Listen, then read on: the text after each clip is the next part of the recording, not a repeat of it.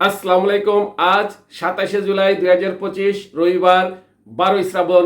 জানাচ্ছি পত্রিকাগুলোর প্রধান প্রধান শিরোনাম।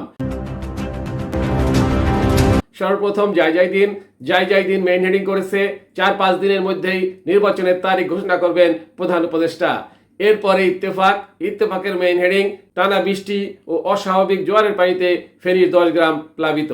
নেক্সট প্রথম আলোর মেইন হেডিং গন্ডগোল লাগিয়ে নির্বাচনের আয়োজনকে ভণ্ডুল করার চেষ্টা চলছে প্রধান উপদেষ্টা। এরপর যুগান্তরের মেইন হেডিং 6 ঝুঁকি এড়াতে যুক্তরাষ্ট্র থেকে গম আমদানি। নেক্সট ভোরের কাগজের মেইন হেডিং 4-5 দিনের মধ্যে নির্বাচনের তারিখ ঘোষণা করবেন প্রধান উপদেষ্টা।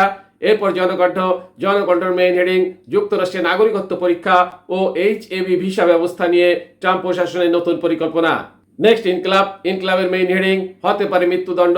এরপর আমাদের সময়ের মেইন হেডিং চলতি অর্থ বছরে জিডিপি প্রবৃদ্ধি কমানোর পূর্বাভাস, এডিবির রপ্তানি উৎপাদনে ধীরগতির প্রভাব।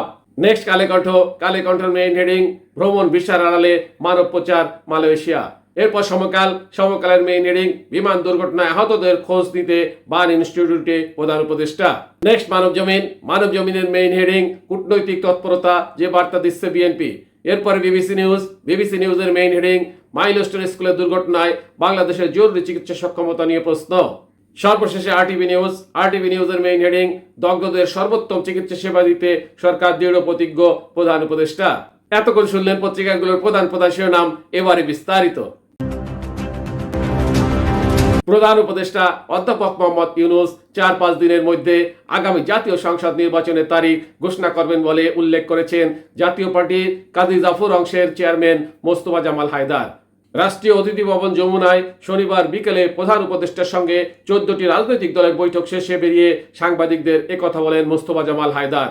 এ প্রসঙ্গে তিনি বলেন, প্রধান উপদেষ্টা বলেছেন আগামী 4-5 দিনের মধ্যে নির্বাচনের তারিখ ঘোষণা করবেন। এর চেয়ে আনন্দের বার্তা আর কিছু হতে পারে না। জাতীয় পার্টির এই নেতা বলেন, নৈরাজ্যের সমাধান করবে নির্বাচনের মাধ্যমে অনেক সমস্যার সমাধান হবে।